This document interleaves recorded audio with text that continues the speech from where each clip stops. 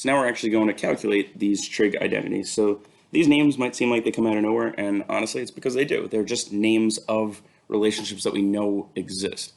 So these relationships, these ratios that we know exist between all right triangles with a given angle, we just happen to name them sine, cosine, and tangent. When we're given the input of an angle, we can actually just calculate that. So when I'm given something like the sine of 48, that is just an input of 48 degrees into this function. That function is something that your calculator, a graphing calculator, scientific calculator, or the Desmos calculator can do. So I'm just going to calculate that sine of 48. I put the parentheses or not. It doesn't actually matter, although I know that that's wrong. Sine of 48 should be a positive number. So this is actually not what I wanted to get. I need to make sure my settings are correct. So radians are just a conversion of degrees. It's just a different way of measuring a certain amount of rotation. We want to use degrees. So I'm talking about 48 degrees there. So I need to make sure that my units are actually in degrees, and that's the ratio I really wanted. So 0.4 or 0.743, I'm just going to round that to the thousands, please.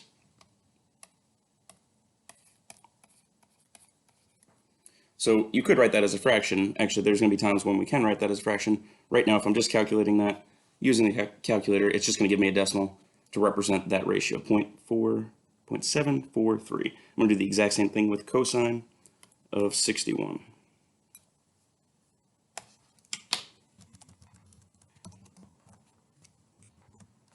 That gives me 0.484. I'm going to round that up to 5.485.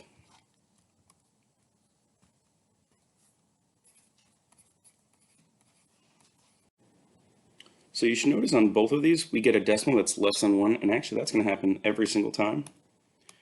We're noticing in this fraction, for sine and cosine, the number on the bottom is the length of the hypotenuse. The hypotenuse has to be greater than the adjacent side or the opposite side. So actually, we're going to see at some point, these numbers can be negative, but they have to remain in between -1 and +1, because they can never be bigger. The opposite side or the adjacent side can never possibly be bigger than the hypotenuse. Same thing with cosine. They need to be sandwiched in between -1 and +1. For right now, when we're just dealing with angles that are less than 90 degrees, these are always going to be positive, and they're going to be less than 1 because those sides can never be bigger than the hypotenuse. Now, in this third problem, we're not just calculating the value of that function. We're not just finding the ratio.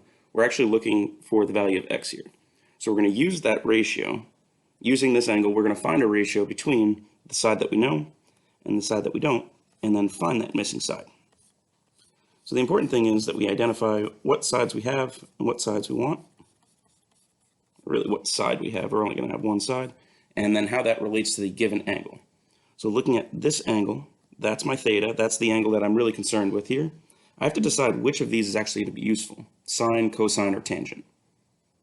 So the way I decide that, basically I just decide what am I really given. So I'm given the side that's directly next to my angle. I'm not given the opposite. So I know I can't use, actually that's probably the easiest way. I know I can't use opposite, so I can't use tangent or sine because those relate the opposite to this angle. I have to use cosine because I'm given the adjacent side, and really the adjacent side is what I'm looking for, but I'm given the hypotenuse. I'm talking about those two sides, my adjacent and hypotenuse. So what I'm going to do is set up that equation. Cosine of the angle, 54, equals the adjacent side over the hypotenuse. The adjacent is my x, the hypotenuse is 12 there. So I'm going to just solve this equation. I'm going to find out what is cosine of 54, and then solve this equation for x just by multiplying that 12 over. So when we calculate the cosine of 54, we get 0.58, let's just round that to 588, and then I'm going to times that by 12. And that gives me, so when I actually type this into the calculator, I just left that in the calculator. I'm just writing it as that rounded decimal, but I left it in the calculator and multiplied times 12, and that gives me that x is about 7 or 7.053. So the length of that is about 7.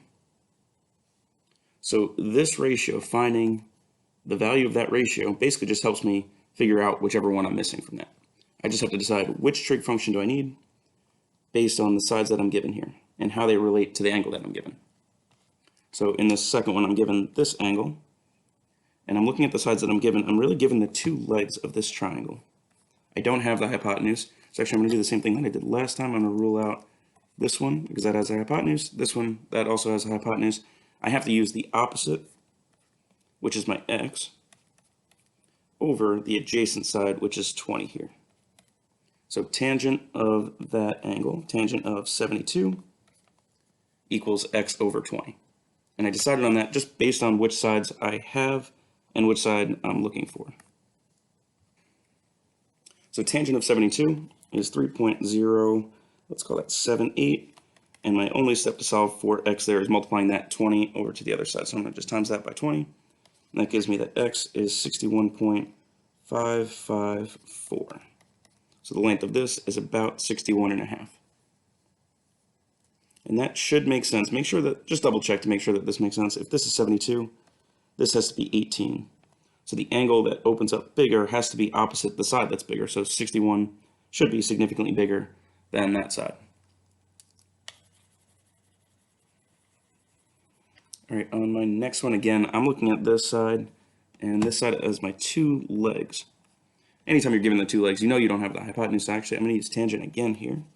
So tangent of 23 equals the opposite side is this x, opposite over adjacent.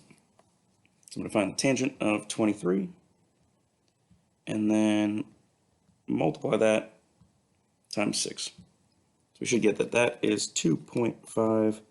Let's again round to the thousand, so 47. All right, I'm going to let you finish this last one on your own. I'm going to set it up. I'm talking about this angle as my theta, and I have the side that's next to it, the adjacent one. I don't have the opposite, so I'm going to rule out the ones with opposite. So I'm actually going to use cosine there again. I'm given this side, which is adjacent,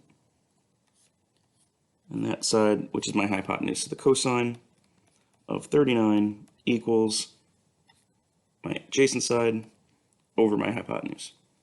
All right, try solving that one on your own.